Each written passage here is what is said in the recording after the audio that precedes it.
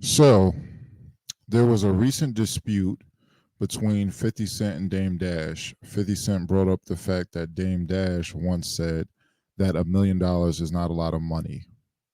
And I want to say that Dame Dash is wrong. I think most people know that $1 million is, in fact, a lot of money.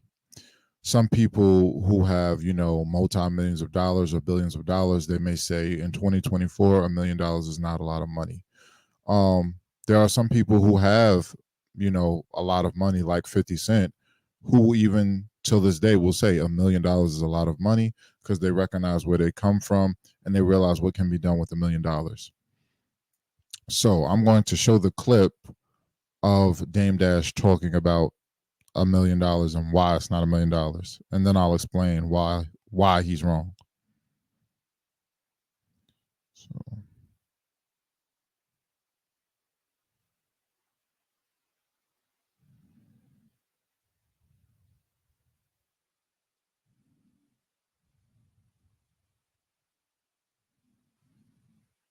So what $1 million is to the first time rapper. First of all, it's tax half. So that's 500,000 right there.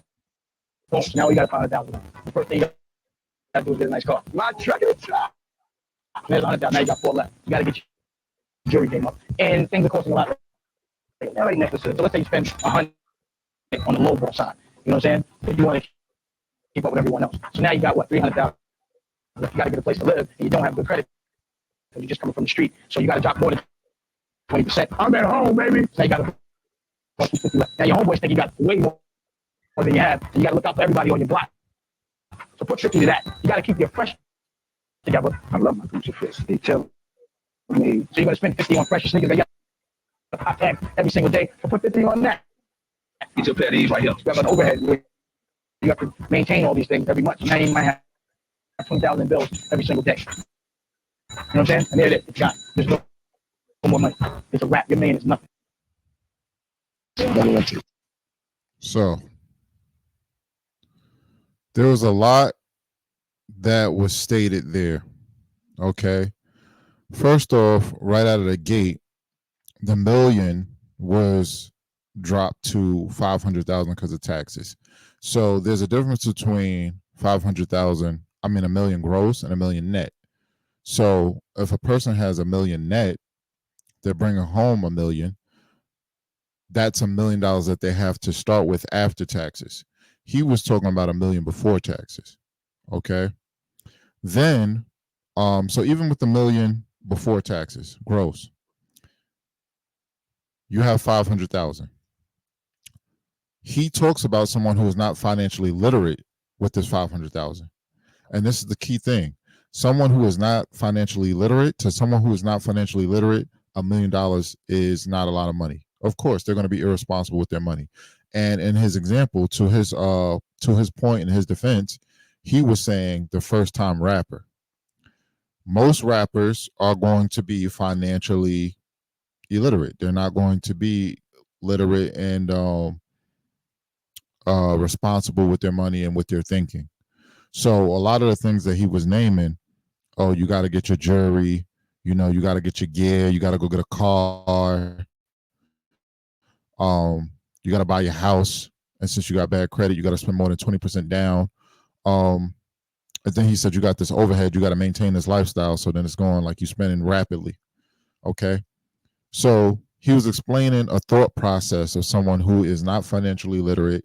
They're coming straight out of the hood or whatever, and they got this mindset that they got to keep up with the Joneses and they got to spend money on, materialistic items. Okay. To that person, yes, it's not a lot of money. But if you are financially literate and you know what to do with your money, how to invest, $1 million is a lot of money. All right. You give me $1 million and then you tax it and you leave me with $500,000. Okay. Someone who doesn't have good credit should establish their credit with that money. Go get 2 or 3 credit cards, go buy small items, small purchases, or big purchases that when you get that car, you buy your car completely in cash. All right. Start establishing your credit. You go get a credit card, go buy some clothes on the credit card, and then pay that credit card off. Okay.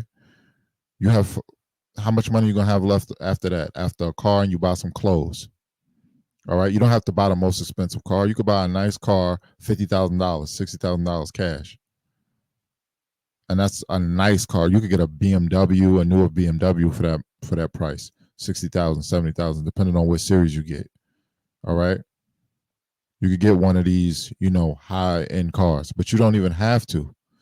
All you need is a car that's brand new, no mileage, gets you from point A to point B. See, people have to stop being materialistic and be more smart with their thinking, with their money.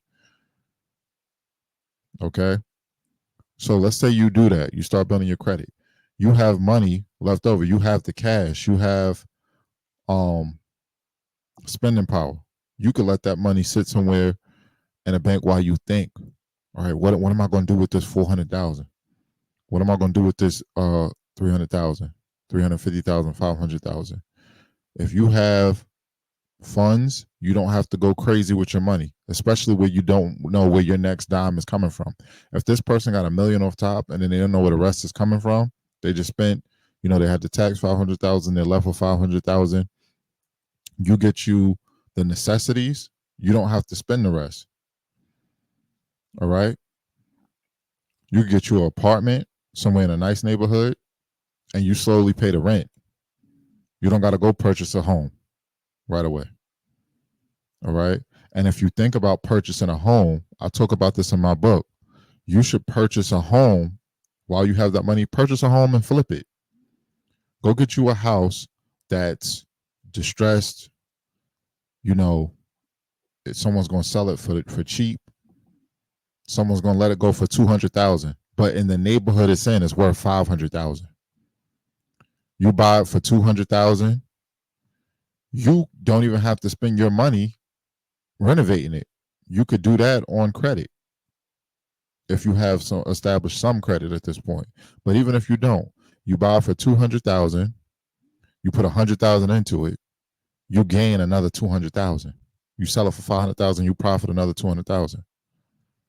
Okay. So in my breakdown, this is why I'm saying Dame Dash is wrong. If someone is financially literate, that's a lot of money to start building yourself and growing yourself. All right. You can invest $300,000 into a property and then sell it for 500,000 and profit 200,000.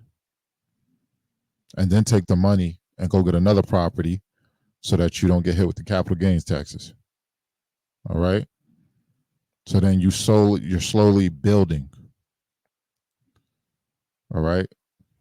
You profit 200,000, boom, get another property, do the same thing. And now you turn in what was, let's say you knocked yourself down to 300,000, you back at 500,000. You keep doing that, building on top of that. So people just got to be smart with their money. All right. Y'all let me know what y'all think in the comments. Like, comment, subscribe, share the video.